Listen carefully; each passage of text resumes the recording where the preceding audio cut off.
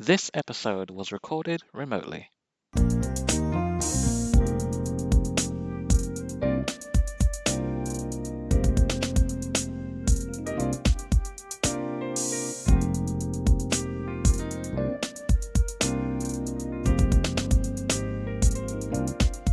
Hey, welcome to the Ordinary Black Professionals. I'm Nicole, And I'm Stefan. and this week we have a guest on the show. So she works in financial services, she's in compliance, and she's built a strong career for herself. She's a friend of mine, and I've known her since 16. So we welcome Latoya to the Ordinary Black Professionals. Welcome, Latoya. Hi. Hey! So before we start talking about your career journey and how you got into compliance, it'd be good to understand a little bit more about you. So who are you? Who's Latoya? I'm not sure how to answer that. I am I'm in my late 20s. I live in North London with my partner, and I'm Jamaican and Bayesian, and I have a beautiful darling nephew who I dote on all the time, and I think that's about me. Nice, nice. So Nicole mentioned that you are in the industry, the compliance industry, right? Is that regulatory compliance? So what is that? So, I mean, depends on when you ask me. I kind of give a slightly different explanation each time.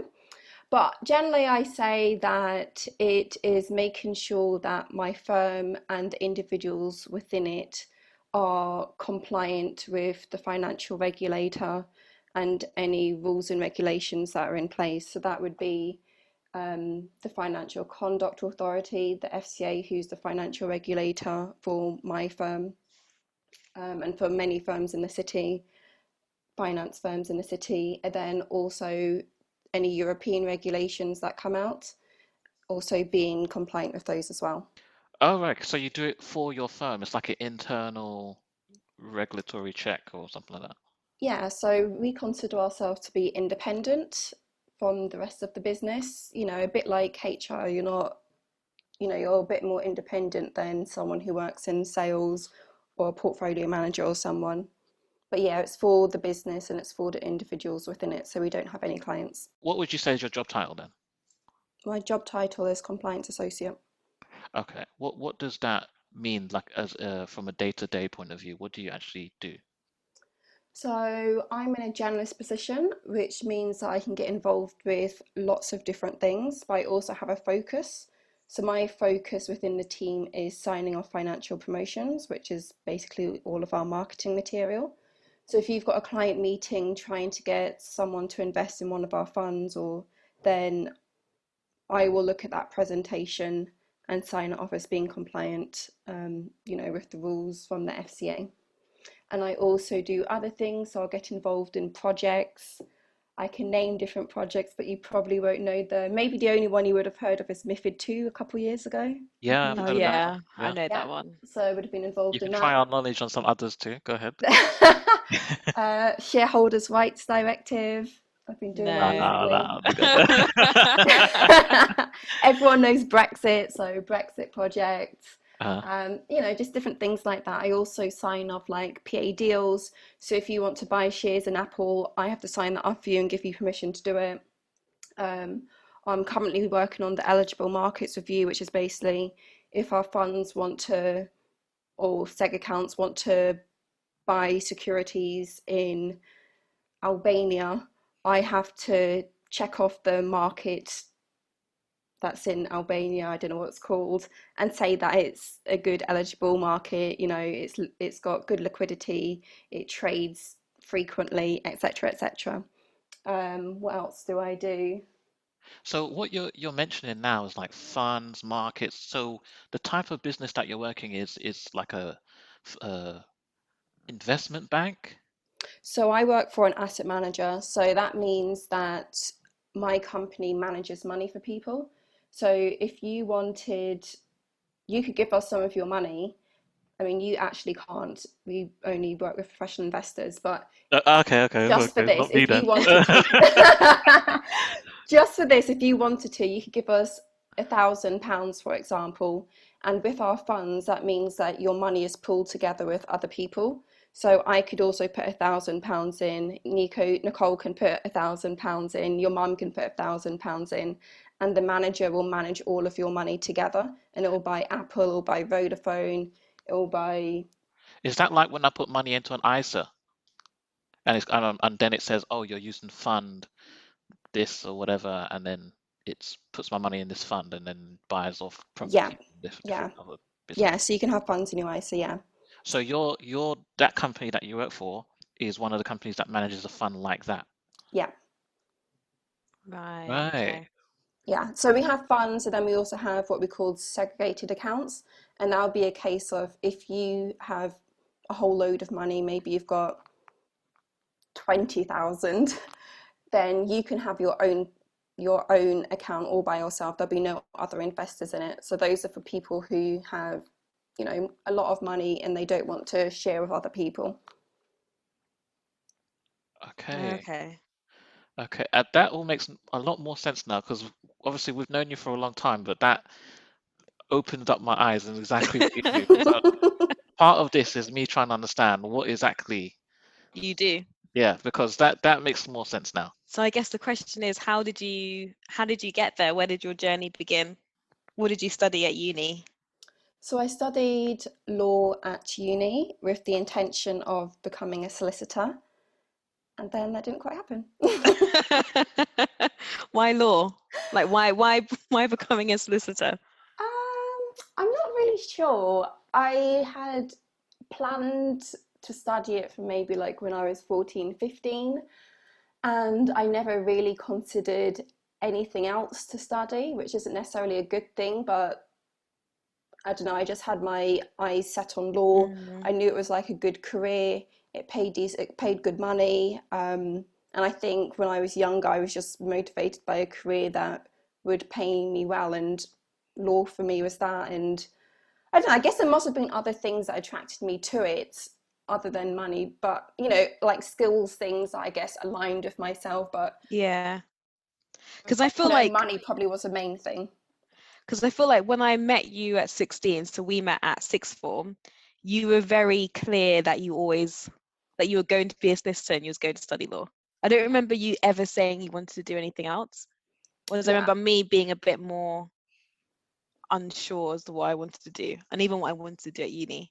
Is that Yeah. because maybe at that age, we say 16, was it? Yeah. Did someone put in your mind that law was going to be a type of work that will earn you a lot of money? I don't know if someone put that in my idea, but I think, law is a profession we all know about and we see it on TV. And so I probably just made my assumptions from that. And then, when you say to people, oh, I'm thinking of studying law and being a solicitor, you get the good kind of, Ooh. affirmations from Yeah. them, Oh, but that will no earn one. you good money. Exactly. Yeah, people always say that. And I Is do that probably true? remember my mum saying, oh, what about law? That's a good, subject kind of thing. So I don't know whether she placed it in my head or whether it's just something that I saw, myself, or maybe it's a mixture of two, and slowly Mm, little planting these little seeds, and it's like, law, I'll study that kind of thing. yeah. Yeah, But is that true? Is that true that law is a type of industry where you can earn lots of money? Maybe it is, maybe at higher levels. I Uh, think it's Is it? only if yes. if you work for like those big magic circle firms, Yeah. then yeah, you could be earning loads. If you're on your training contract, you're starting out at like So, 35 to 45, and then when you finish that and become a proper solicitor, a newly qualified solicitor, you're probably earning like 60 plus, and then you can go into 100k, 110k. If you're at one of those big US firms, then you is that could like really Simmons be and earning. Simmons and Simmons? Is that one of them? Are they US? I'm not sure actually. When you say Mm. US, but we're in the UK. No, but yeah, but so they'll have an office here, but they're like a US firm. Are they doing UK law or US? Yeah, they're still Okay. doing UK law. Yeah, that's my understanding of law, is that if you're one of those lucky few who gets one of those training contracts, become a solicitor, then yes, you're very fortunate and you're going to be making the good money. But if you're not, which is the majority of people, then it's a much harder uphill battle to get a decent salary. Mm, So everyone has to do a training contract to be a solicitor. It's just a case of what firm you're at. And I think when you're at those bigger firms, that's when you're earning better money, I think. And then when you're at the rest of them, I think your earnings are still good money, but not as good, you know? I guess good relative to perhaps other professions. Yeah. Okay. So the training contract, that's the LPC, isn't it? No, it's the LPC, which is a year of full-time study, and then you have the training contract, which is 2 years of on-the-job working, I think, with multiple Oh. exams. Let's go back a bit. Did you go from uni to the LPC? Yeah, I done my Okay. law degree, and then I followed it with the LPC, and then I went into compliance.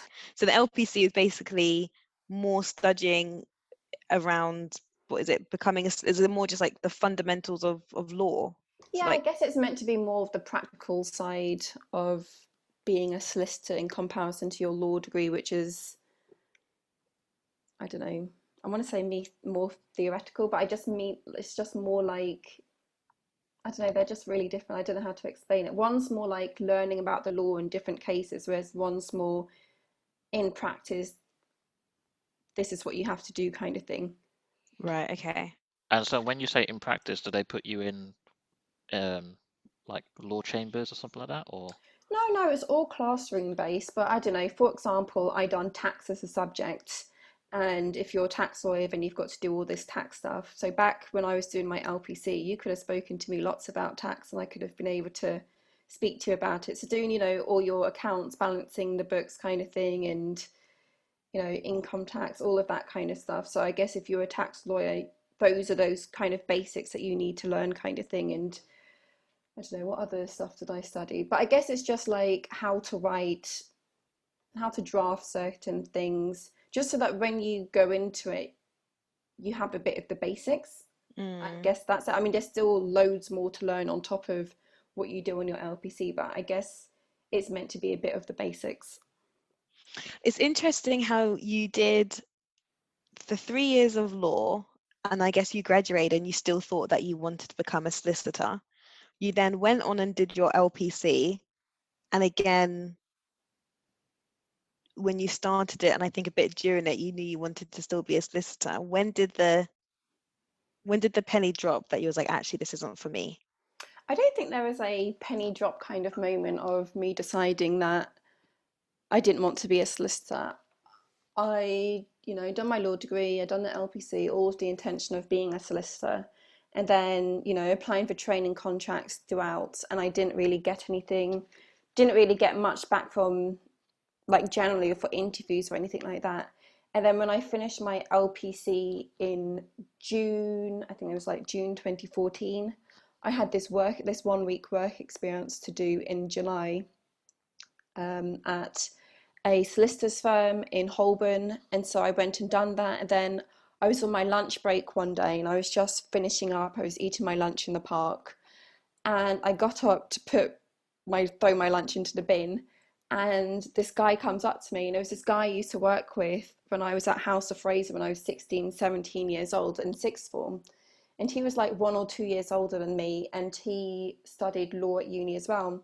And he, so we were catching up. He was saying that he was working as a paralegal, for the government, like a civil servant. I think I want to say like the Treasury, but I could be completely wrong. But not too far away in Holborn. He was just walking back from Sainsbury's with his lunch, and I was saying, I just finished at LPC.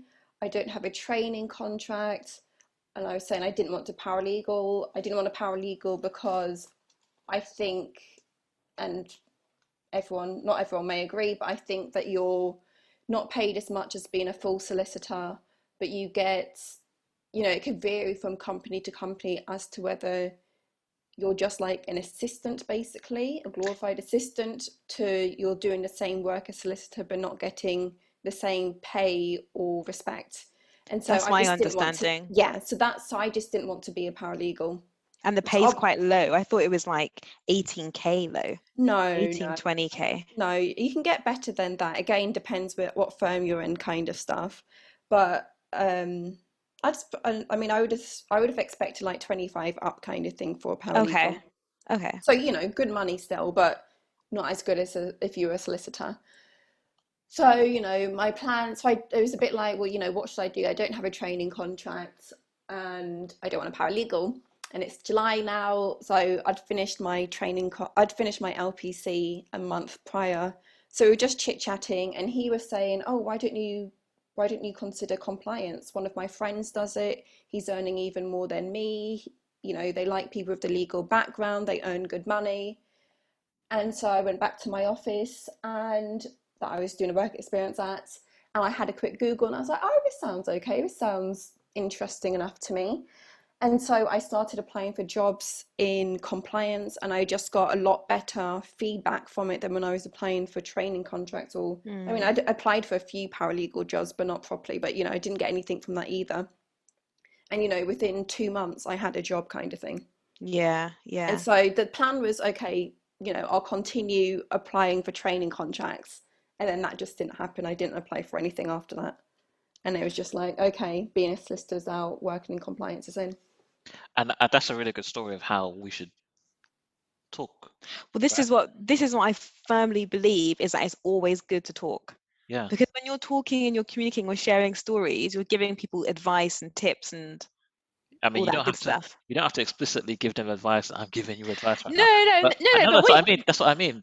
He didn't do that. He was just saying, "Oh, this is what I'm doing. Have you heard of this?" And my friend is Yeah, doing this, and which led to her thinking, you know, outside of the box for her because she never considered that. yeah. I'd never heard of it.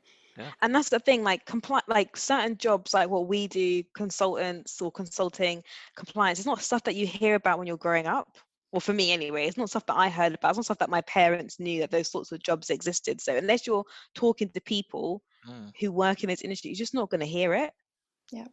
yeah. So many jobs that I've seen that I didn't know. Obviously, at that age, I would never have known they existed. But I probably even at this age would never have known they existed unless I saw them myself. You know. Yeah, I agree.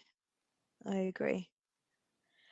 Um, so then you got your first job in compliance, and then so the moment you started working in it, because I think was it a contracting job? Yeah, I was quite fortunate. I basically got a call one day, and by the end of the day, I had a job. But it was a contracting job. It was going to be for a couple of weeks, maybe like, I don't know, 6, 8, 10 kind of weeks, like not too long, but a foot in the door doing AML. And then I was made permanent from it. What And is AML? oh, sorry, lingo, anti-money laundering. Oh, right, okay. And what does that mean for you? Like, what did you have to do to anti-money launder? So in that, the firm that I was working at needed to, um, I guess, get their client files in line, and do a refresh basically. So it was a refresh of like all of their clients. It was something like 120 clients, and basically just get, information on them. So getting passports, going out to clients to get passports, doing background checks on them kind of thing, and on the client firm, on a couple of like the directors within the company. So that's who I'd be getting the passports from, and then just collating that all together basically. Did you have to do traveling to do that? Nope, from my desk.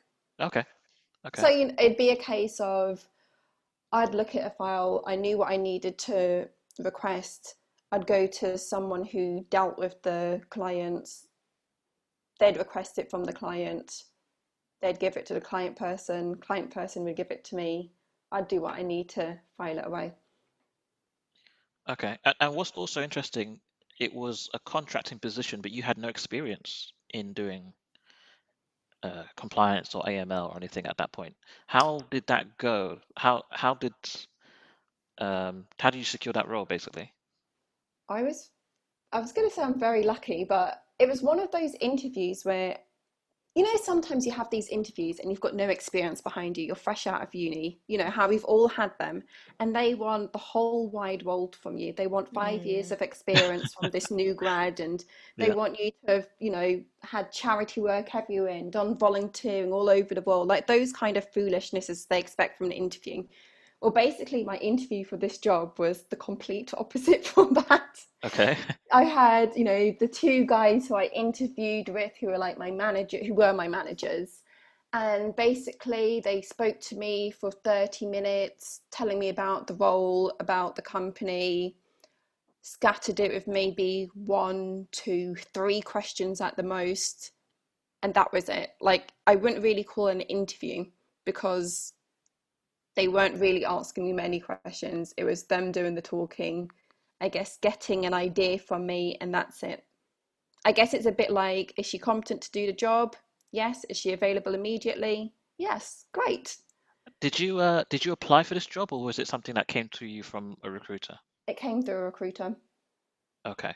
So they weren't really looking for much from you. They did know that you were just out of uni and they were just looking for somebody, I maybe. guess so, yeah, because I was very fortunate. I remember leaving the interview and calling the recruiter and being like, I didn't really ask you any questions. They kind of was just speaking to me about the role. And, but I guess, I mean, I guess that's the thing, because the next person who they hired after me, it was basically the same thing.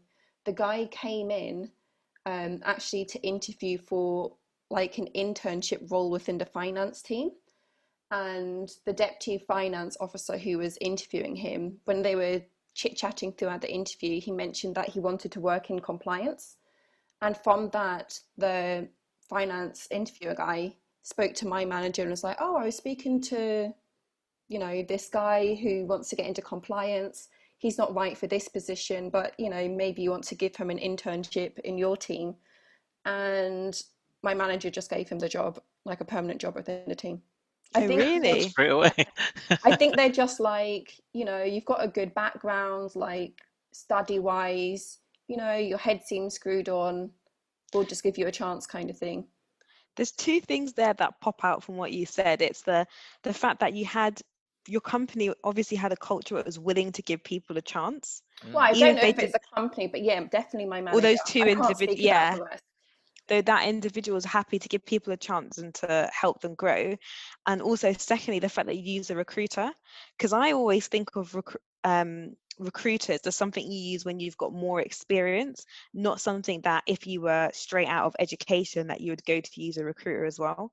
So I think that's also something like not limiting yourself on how you get jobs as a thinking using Milk Round or LinkedIn or what's the other one, like Read or whatever it is, or Indeed, but Mm. actually signing up to recruitment agencies so they can go and help you get those permanent jobs as well. Well, I That's guess it very true. depends because for me, I would assume that large companies tend to have in-house, you know, HR Recruitment, people who just deal with recruitment. yeah. But when it gets to smaller companies, even medium-sized companies, they don't generally have the time to sit there and post jobs on Indeed and whatever and try and find, you know, employees to work there. So they outsource it, which is, you know, I guess whichever level it is. I Mm, would expect that from compliance that most people I know who started in there probably came up through a recruiter, unless they're a big firm who, you know, you can go to their website and be like, they've got a job there. yeah, that is true. And you told your recruiter that you were looking for compliance jobs. Yeah, yeah. That's really good. That's really good. Okay. And then the other thing I was going to say there is the fact that you were obviously a contractor, but you did something right for them to make you perm. Like you shined Why don't you in tell us one about way. that? Yeah. How did you shine? What did How you did do that right to get how that did that perm job job? go? And then how did it turn into perm? And why? Because normally people will say, "Oh, stay contractor, right?" Oh. To be honest, I think they changed me onto a permanent contract because it was too expensive being a temp as well. I think that was one of the main reasons because And I you were think contracting for a long time, like it was what, a year and a half, if not. no, for this role, it was only for like a month and a half. I started in mid-September and I was permanent at the start of November. And they Okay. wanted me to go permanent from mid-October. So was it the next job then that you were Yeah, and my next contracting job longer? or current job, that's where I was contracting for a year and a half. So they made you perm. Yeah. So I stayed there for 2 years. I guess that kind of company had two sides of the business, so I worked on both sides, kind of spent a year on either side of the business. My final year was on the asset management side of the business, which was a good way into asset management, and I guess made it easier for my move to my current role, which is also in asset management.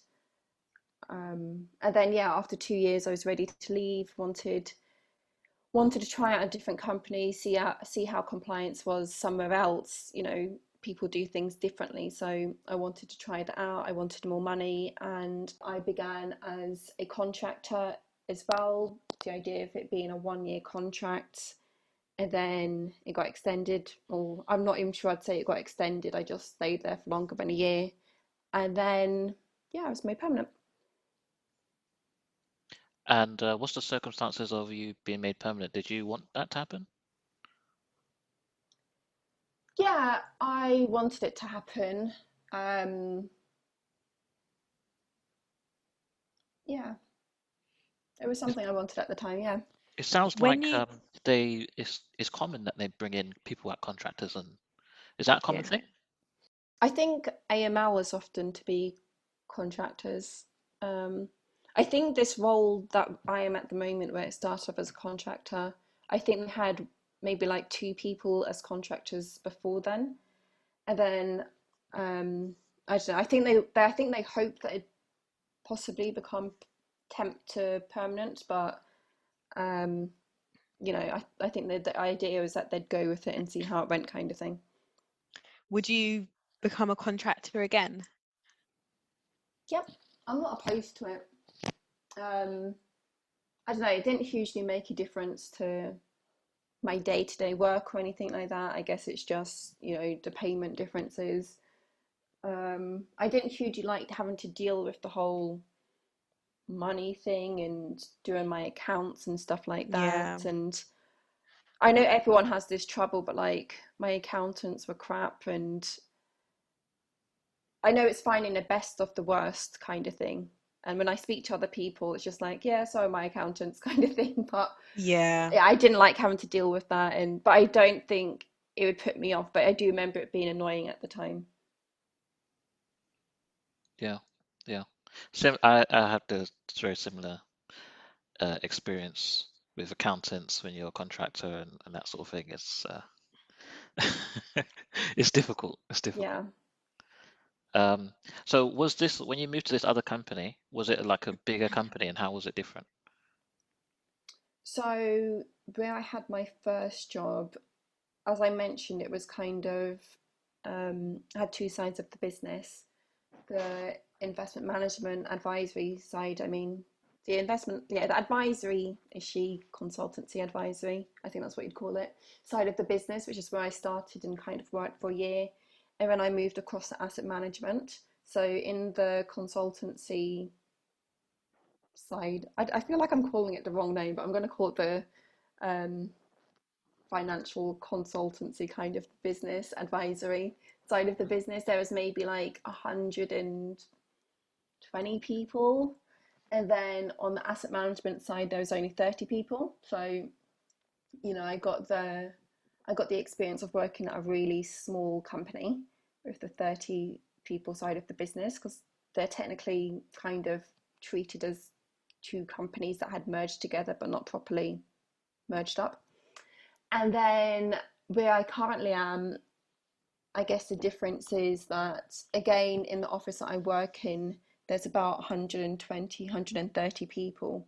But, you know, so it's a medium sized company, I'd say. But because we have offices around the world, it feels a bit bigger. It's got that feeling of working for a larger company.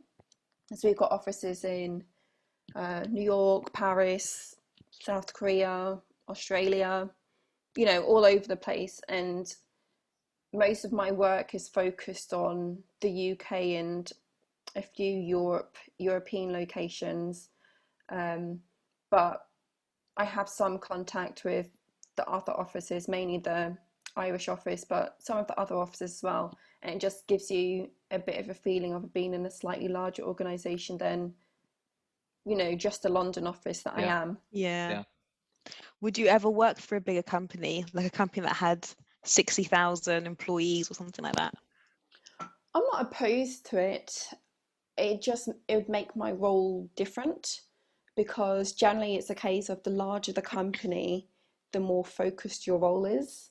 Oh, And okay. You'd be more specialized. yeah, and then the opposite, the Yeah. smaller the company, the more generalist your role is. So it's more of a case of what would my focus be, and do I really want to focus and be specialized in something? Because, you know, does it get boring just basically doing the same thing day in, day out? Whereas when you've got a bit more variety from a generalist role, hopefully it doesn't feel like that, or doesn't feel as strongly like that as I imagine it would do if you were focused on one thing day in, day out.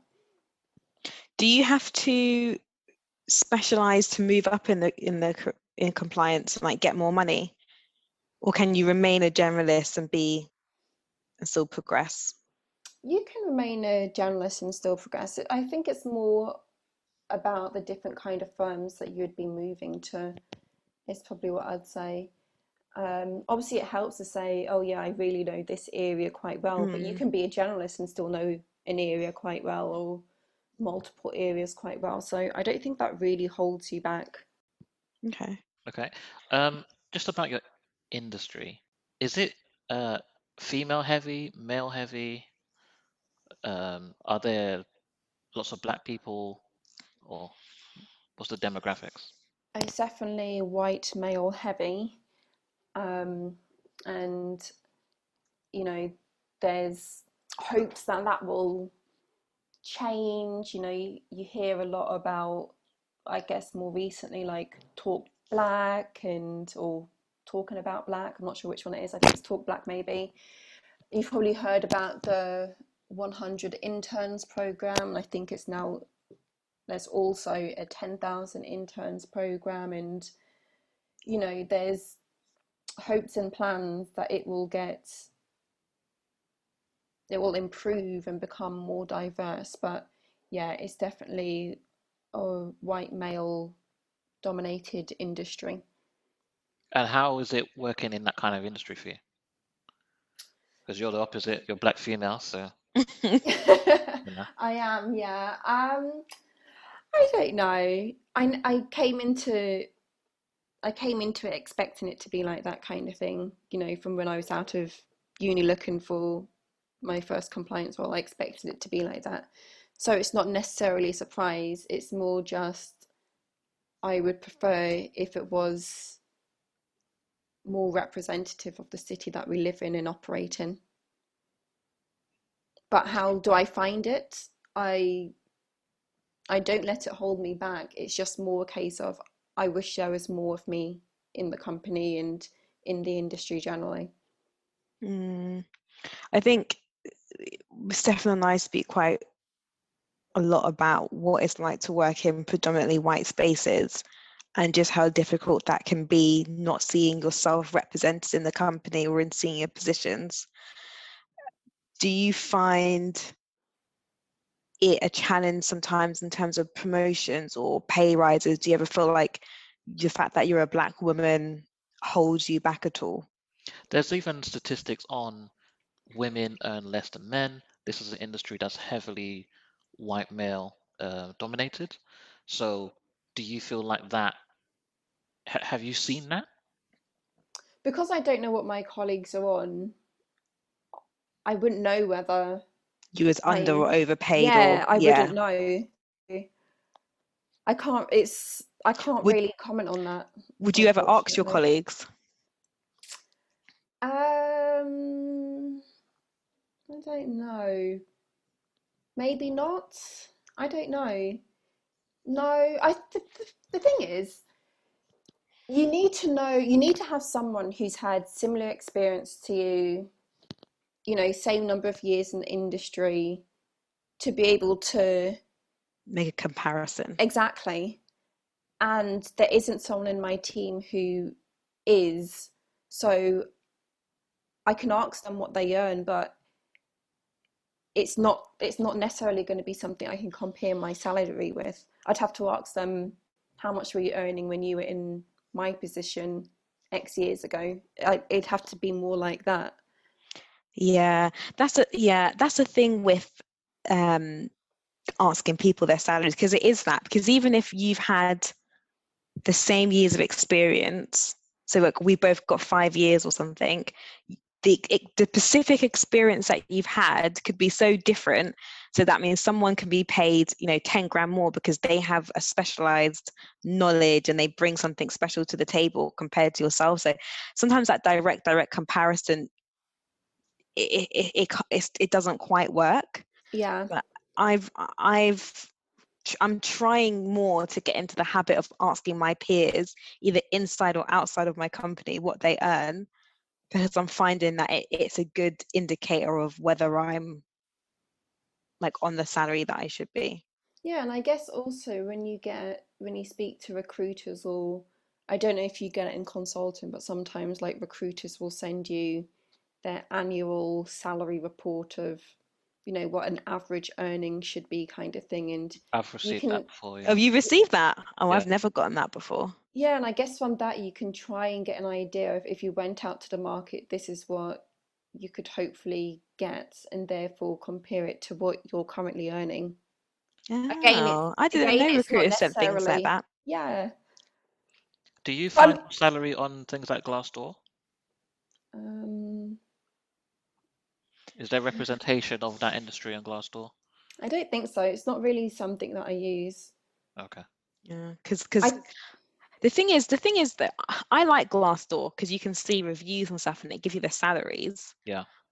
but it can be so off the mark sometimes. Do you not find like it can be so heavily Yeah, you heavily need skewed numbers. to the higher salaries? Yeah, Yeah. because I look at the companies that I've worked in and I look at what the salaries is on Glassdoor, and it's like that's just not accurate. It's either too high or too low. It's not quite Mm. right, or what they give, they might say consultant and the band is anything from like 40 to 80, so it's like so wide. It's not like easy to compare yourself against. So I guess the next kind of follow-on question from that is, what do people earn in compliance? Like, what's the rough indication? And is it a career where, you have certain careers where the highest you can ever earn is 50K, and that's like the absolute max, and you can't earn more than that? Is that what compliance is, or is there really no max? You can go up and earn 100K or 150K if you want to. Yeah, I'd say that if you're like an entry role position in London, I can only speak about London, I'd say you could probably be earning, and again in finance, because that's where I am, you could probably earn like, I don't know, 25 to 35 maybe as an entry role, maybe. Yeah, I'd probably say about that. 35 probably been quite good for an entry role. Um, and I'd say, when you've got a bit more experience under your belt, you could probably be going, I don't know, maybe 45 to 85, which is, I know, a big range, but I guess it's more about your experience, and I guess, number of years experience, and if you're moving around, then you can Mm, command more money, isn't it, than when you're just staying in one place and only getting a couple thousand as a pay rise. as a pay rise. And That's then, so true. yeah, and then I'd say if you're like a head of compliance, particularly if you're a senior manager, and often when you're in compliance and you're a head of compliance senior manager position, it means that you're taking on personal risks, because for like the FCA could turn around and say you failed in your duty as a compliance manager, as a compliance officer, a senior manager, a compliance officer, we're going to personally fine you X amount of money, kind of thing. And so it Wow. tends to be that that's why you tend to find that compliance is, as a head of compliance in a senior manager position particularly, it's fairly well paid because you're taking on that personal risk and responsibility in that role. So you need to be compensated for it. So, Okay. it also shouldn't be a role you just take on lightly, because Lightly. if it goes wrong, if you're not doing your job properly, if you're not properly overseeing people, you could be fined million, hundreds of thousands, tens of thousands kind of thing. Like, so, with that, and that's also, if it's really bad, who knows, you could be going to jail. But, That's So definitely the crazy. personal I didn't know it was. liability. Yeah, I didn't realize there was so much personal liability. So then there's two questions I've got from that. Firstly, what kind of salary are we talking there? I'm assuming that's going to be something around the 100K mark, if not Yeah, more. I'd expect if you were a head of compliance, you're probably on, I don't really know, 120. I'm going to give a really big range, but like 120 to 200. That's assuming you're like the senior manager person who's got that personal liability. If you don't have that personal liability, then it could be less, but, and again, depends what size of the firm you are and lots of different things. But definitely, if you've got that personal responsibility, you should be on 120 plus. Okay, so that's like a Wow, very good salary. yeah, that's a very good salary, but the risk is Yeah, crazy. I don't I've think never I would heard. want to take that risk. But Yeah, I guess it's not a huge risk if you're doing your job effectively and if your But then firm is it, listens to you and you give advice. And if that's you the thing, take but on it's, that job and you get there and they're not listening to you, and you're trying to change things and they're not willing to change, make sure you send those emails where it's written down and but then it's you not leave. just, but it's not just you though. You're relying on other people mm, to do Yeah, their jobs but so correctly. you're effectively managing, which is what you're meant to do as a manager anyway, even without the personal liability on your head. Yeah, yeah, but but that you could, because of the risk over your head, you could quite easily micromanage and be checking everything, and you know what I mean.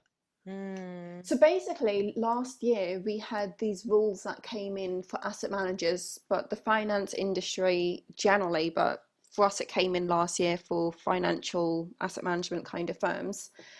And it's called the Senior Managers Certification Regime. I don't know if you've heard of that one of the projects. no. No? No. And basically, after the recession, they found that the FCA found that they couldn't really hold people responsible for, the bad things that happened, and they'd point the finger all over the place. They just didn't really have the ability to hold anyone accountable and therefore to fine people, or attempt to send people to prison if it was really bad kind of thing. And so they introduced this regime. It came into like banks maybe like a year or two prior to that. So it's like industry wide now. But the idea is that you designate certain people within the firm as senior managers, and they have to hold responsibility for like different teams within the firm. So for example, you know, like the compliance officer in my firm, the head of compliance, he will hold the responsibility for the compliance team.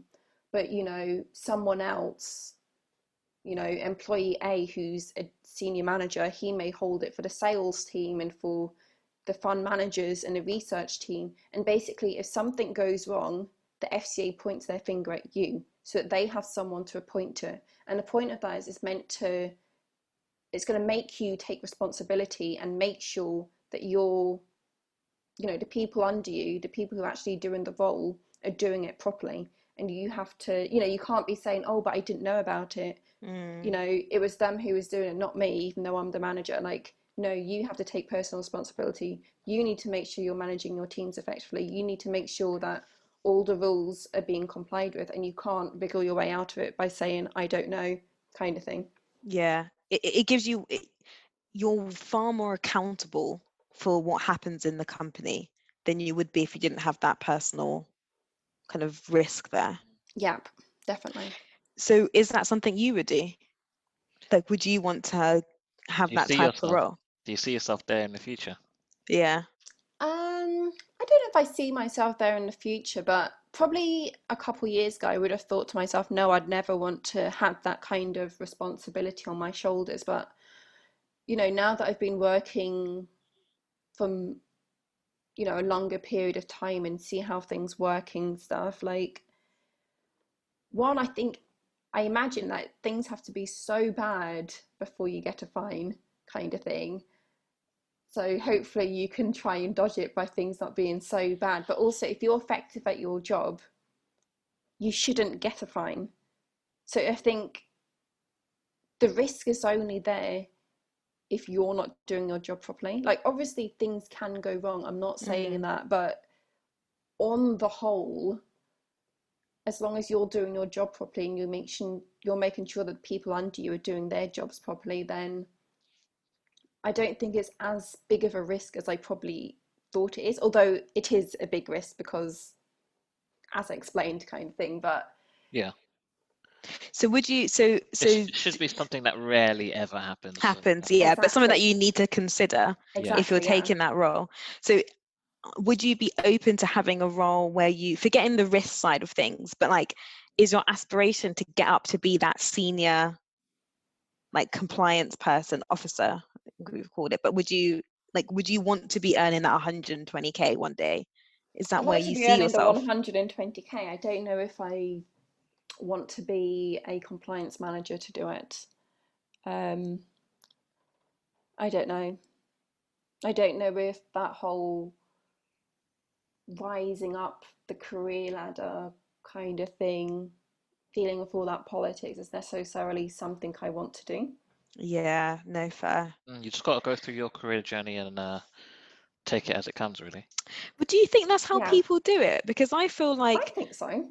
well, there's some people that I know, me and Steph were talking about this the other day. There's some people that we both know who are just like chomping at the bit. They're always like going for it, hard. No matter what project they're on, they're like 100 miles per hour. And I just Yeah. think people like that, they know in their mind that by the time they're 40, they want to be an MD or a senior consultant at, a senior manager at a consulting firm earning 100k. Like, they are just, their aspirations are already thinking so far ahead. Oh yeah, definitely. Whereas I I'd say feel it's a bit of like, both. There's some people who are like that, and then there's others who are a bit like, yeah, I want to progress and I want to climb the ladder, but I don't necessarily want to be the top dog on the ladder. yeah, I agree. But I think the people who get up to those higher salaries, earning the 80, 90, 100k mark, they have planned their career. I don't necessarily think so. I think a lot of them probably took it as it came. Like, for example, Latoya gave the example of when she was doing law and the guy told her about compliance, and she just took that moment, and here she is in compliance. What's going to happen next? Somebody else comes up to her in the park and tells her about something else. No, but those people, for example, if you knew that you wanted to earn 90k by the time you were 35, you're not going to even if you love the job, love that particular company, you're not going to stay in that company for 5 years, because as you said, Latoya, you're going to have those Jump around, small yeah. pay rises. You're going to be jumping, so you can get at 35, the 90k. And just a caveat, earning 50k and above is not, I mean, these are high salaries, yeah, in the grand scheme of things.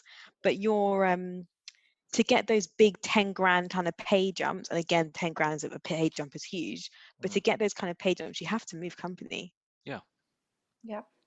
And I think if you already know when you graduate uni, I want to be earning X amount, you have to jump around. I mean, there was someone at my company, he said to me, oh, but we could easily earn 100k by the time we're 40. And I was like, we? Like, maybe that's you.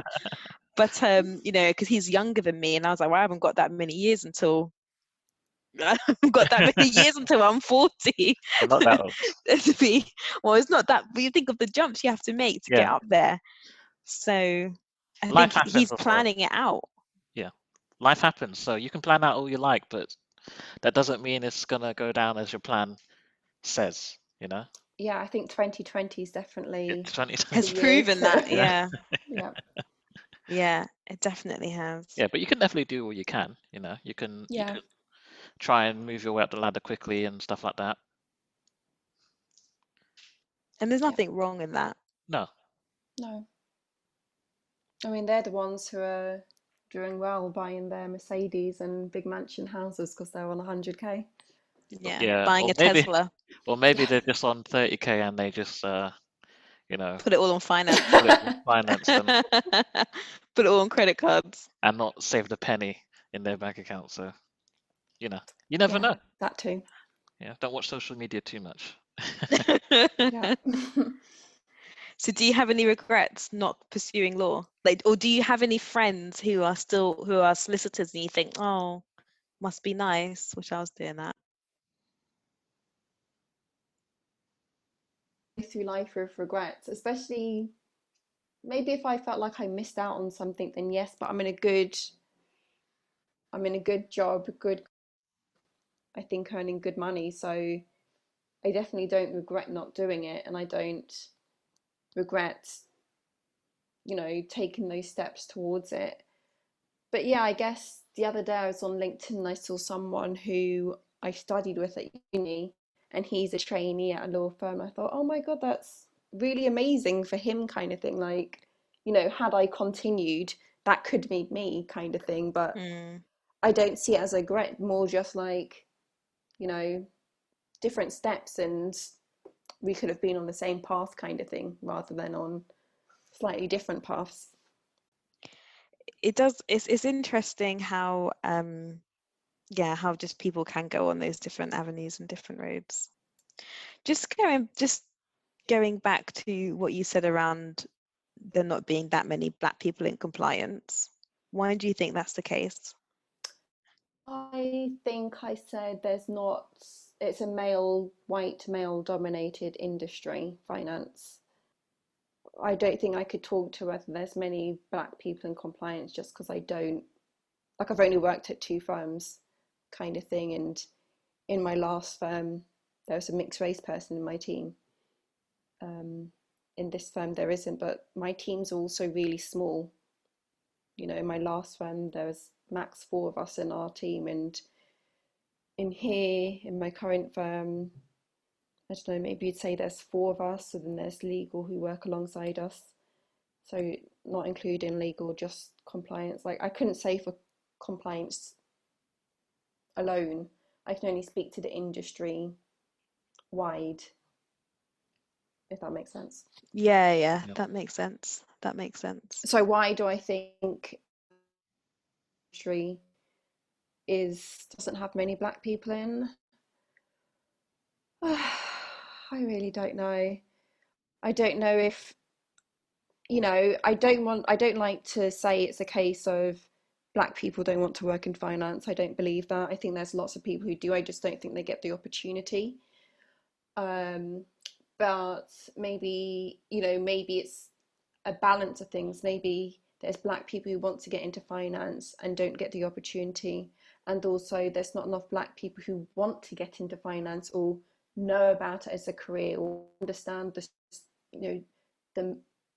tens of or hundreds of roles that actually come within finance that is open to them to work in, because they're just not aware, they haven't been taught. And a lot of people say, oh, finance, but no one, it'd be hard to find an 18-year-old, a 19-year-old, a 16-year-old who actually really knows what that means. They can say banks, but there's more to it, like asset management, like wealth management, like hedge funds. Like, there's so much more to it than just banks, which is what people probably think of when they think of finance. And I just imagine that there's loads of Black people who do not understand that, and therefore do not consider it as a career option for them. So I think there's work to do with educating, as well as changing hiring practices, so that those who do want to get into finance and are applying at the moment actually do get a foot in the door. I couldn't agree more. That is very, very true. I see hedge funds mentioned sometimes on LinkedIn and things like that. I see asset management mentioned, but until today, I still didn't understand what asset management was. Now I understand. Yeah. But then it's also the case of like, why would you, but you just don't know this stuff. Like when you're in high school and they're like, you do work experience, no one's going in there actually explain to you the different types of jobs, but yet still the teachers want you to know where you want to do your work experience, but you don't even know what's out there to pick from, so you just pick the obvious things that you know about. And then again, when you move into sixth form or college, again, your experience and what you know is very limited unless you have a circle of friends or your parents know people who are in lots of different random industries. You only know what you know. And then the same thing just goes on and on and on. So then when you end up being in university and you leave, it's only when you end up just falling into a job do you realize that this particular type of thing exists. So it's exactly what Latoya said, like not having maybe not even hearing financial services and just thinking of accounting or I don't know, working in a high street bank, but not actually thinking about anything else, or investment banker, not necessarily thinking that you can have a job where you're a wealth manager managing people's money or doing what Latoya does, or it's such a varied industry. If I think about finance, I'm thinking about either working in a high street bank or working in the head office of that same high street bank, or investment banker, because that's the word that everybody repeats all the time. Yeah. Whether they understand it or not, Or and maybe stockbroker. or maybe like insurance or something like that. But that's as far as I ever think. I still to this day don't understand what a hedge fund is.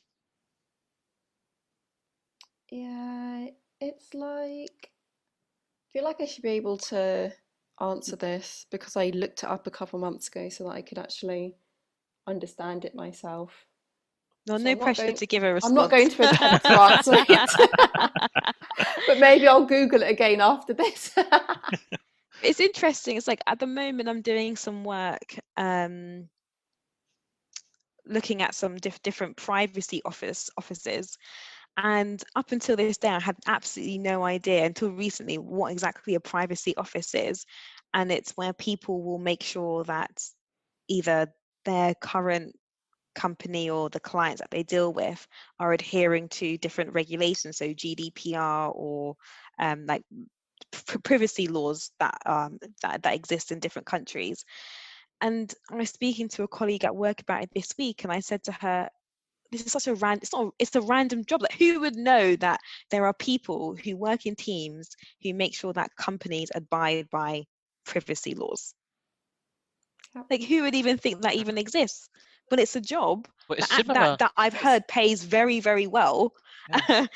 and I don't think most people would even know what that is. But it's a very well-paid industry. It sounds like another type of compliance, but that is more information compliance, and Latoya is more financial compliance. Sounds like. So I know there's definitely lots of different types of compliance, because even my dad kind of works in an area that is also called compliance, but it's in the IT industry, and it's about making sure that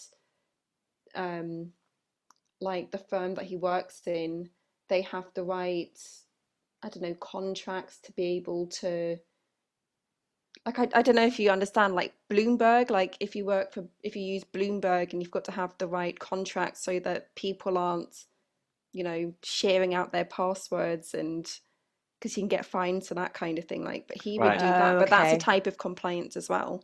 Yeah, it is. Yeah. Yeah, it's information security. So the work that I'm doing at the moment is some of it focuses on that stuff, like making sure people know how to manage either their own personal data or other people's personal data. So it's not getting shared inappropriately, or it goes into the wrong hands. And I do technology implementations, and sometimes I have to work with the security team, who are another form of compliance, because they have to regulate that whatever I'm implementing or technology that I'm putting in place is security compliant to their standard, or whatever, to what they're looking for. And only when it ticks all their boxes will I be able to go into production and to the public, to the customers. Yeah, I have to say it's good to. I think this is a general rule with people. When you're in your friendship groups, you talk and talk and talk about all sorts of different stuff, but very rarely do you speak about what you actually do. And I remember, Latoya, I think we was in Byron, this was obviously before COVID, maybe it was last year sometime, and I was like, what do you actually do? Because I don't know what you do. And I remember Stefan and I was out of his family, and one of his cousins said, what is it that everyone does? Because we mentioned like consulting, or we mentioned this, we mentioned that, but she's like, I have absolutely no idea what any of you here do. I think sometimes it is good just to sit down and talk about, but what do you do? Like, what is your actual job?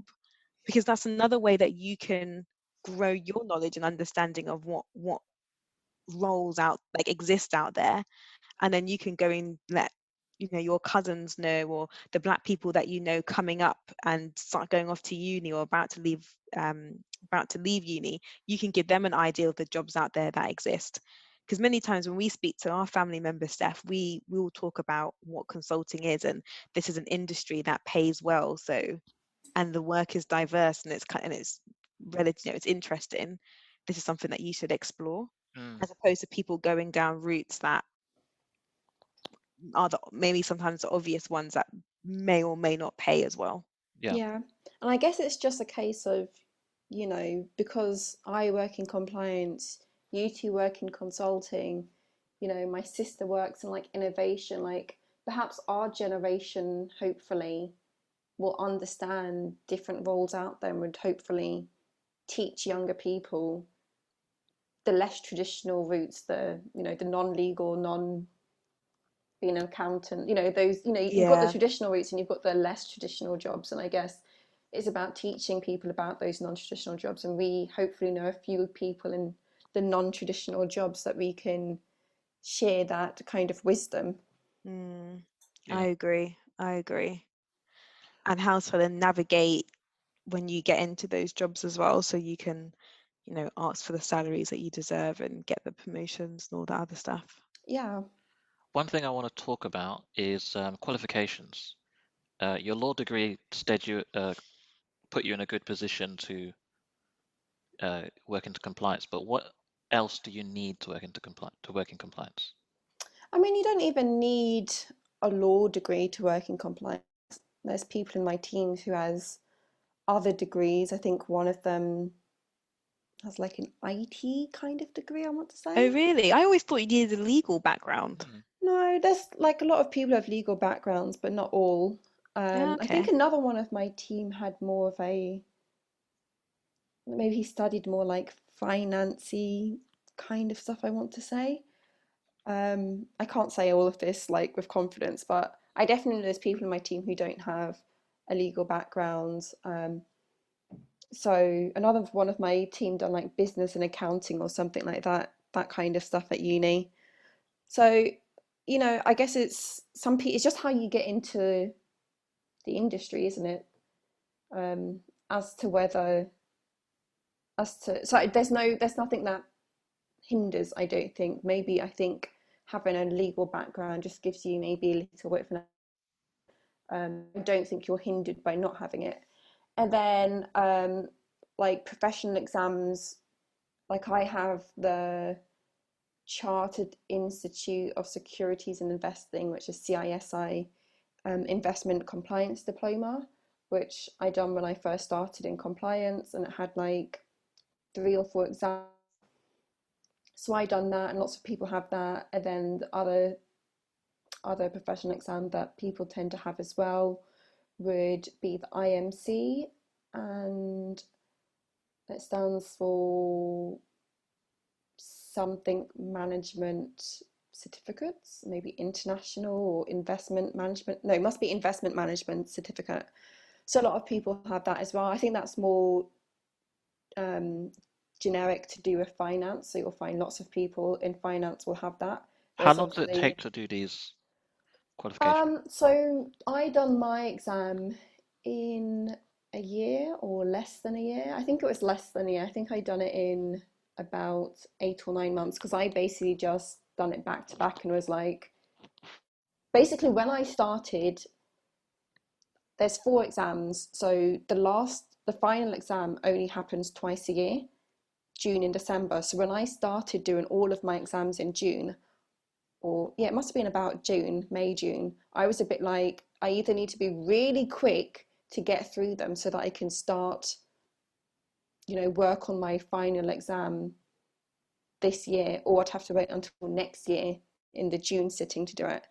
And so Right. I've just done 3 exams within the space of like 3 or 4 months, so that in September, ahead of that December exam, because it was quite a big one, like a 3-hour written exam, whereas the rest are multiple choice. So I just had to make sure that I was ready by September. And I literally kind of just got myself onto, there was like an in-person course you could do. And I basically just about got myself onto that in-person course to be able to start that in September ahead of the exam in December.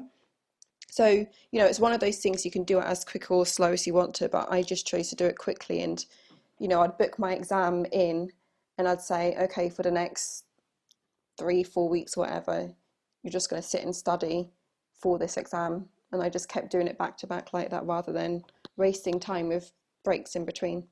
But obviously, it could be as long as you want it to be as well. So you had a plan and you basically was like, I'm going to bang it out. Yeah. Because I think also, I guess it hadn't been that long. It'd been like a year at that point since I'd finished my LPC. But, I just wanted to be done. I didn't really want to be doing more of this studying kind of stuff. I'd done the 3-year degree, I'd done the 1-year LPC, and now I was having to do professional exams. Like, it was never ending. Yeah. And at that point, like when you kind of got to the end, you were done with studying. I agree. And the thing is, when you have a break as well, you forget how like dry studying is. Yeah. Like I couldn't imagine now studying for, like I've done a few kind of qualifications here and there, but I couldn't imagine now studying for a proper exam. Not at all. Yeah, Would definitely. not enjoy it. But yeah, that's good. That's good that you got that done. I remember when you were studying for that. But then not everyone has that. In my team, where I currently am, I'm the only one who's got the CISI investment compliance exam. And that's just because in my last job, my manager had done it because the person who was his manager had said to him, you have to do this. And so he was like to me, you have to do it. Obviously, he gave me the option. He was nice about it, but it was like, it's good for your CV, like, do it. The company's going to pay for it, kind of thing. Yeah. So yeah, in my team at the moment, where there's, I don't know, 4 or 5 of us who's doing compliance, I'm the only one with that, and only, again, one other person has the IMC. So Right. I That's the don't thing, know. and they're never gonna hurt, are they? Like, no one's gonna be like, oh, you've got too many qualifications, I don't want to hire you. Like, it's always gonna be another like extra boost. Exactly. And it's just something to have on your CV, and when you're at an interview you have, and hopefully again it just puts you in good standing. It shows that you're, I don't know, committed to the compliance career. And one time I had a one of those manager talks that you have, those Oh, like your appraisal yearly kind of, review. yeah. Yeah. And my manager's a bit like, oh yeah, maybe you can do one of those professional exams as like a next step. And I'm like, yeah, I've already got that, I done it like 4 years ago, kind of thing. And but it's something that you can say you at least have. Once you've done it, it doesn't take that long to do, but do it, have it under your belt. And I don't know, I think it just looks good, if Yeah. nothing else. Yeah, I agree. Yeah. I agree. I think final question is, do you enjoy working in compliance? It's got its highs and its lows, probably like any job. There's moments where I'm like, oh my God. And then there's other times where I'm like, oh yeah, that was really interesting. Um, so it really depends. I don't hate my job, and I don't hate my job. I like You're in it, the middle. like it. That answers I the think question, maybe it because I depends did ask, did you like it or who not? So asks me. yeah. Yeah, it's got the highs and lows. And as you said, as of any job as well. Yeah. I don't think you're ever going to find a job that you love or like every single day of the week. And I think sometimes you just got to be a bit realistic in life, that sometimes it's about the money. That's why we generally get out of bed in the morning, isn't it? If we all won the lottery and got 10 million tomorrow, how many of us would be turning up to work on Monday? That's a I good know I wouldn't be. I know for a fact I would not be. Thank you, Latoya, for sharing your experience on compliance and talking about your path and your route that you went through. I think that's going to be really useful to a lot of people who have never heard of this industry. Definitely been useful to me because I now understand about asset management a bit more. I actually thought it was about assets as in physical things, but but now I understand it a lot more. And yeah, just thank you so much. No, thanks for having me. We'll end it there and we'll catch us next week. Bye, guys. Bye. Bye. If you have any questions or dilemmas, email us on ordinaryblackprofessionals@gmail.com, or we can be found on Instagram and Twitter @ordinaryblackprofessionals. Also, don't forget to follow us, subscribe, and leave a rating and comment.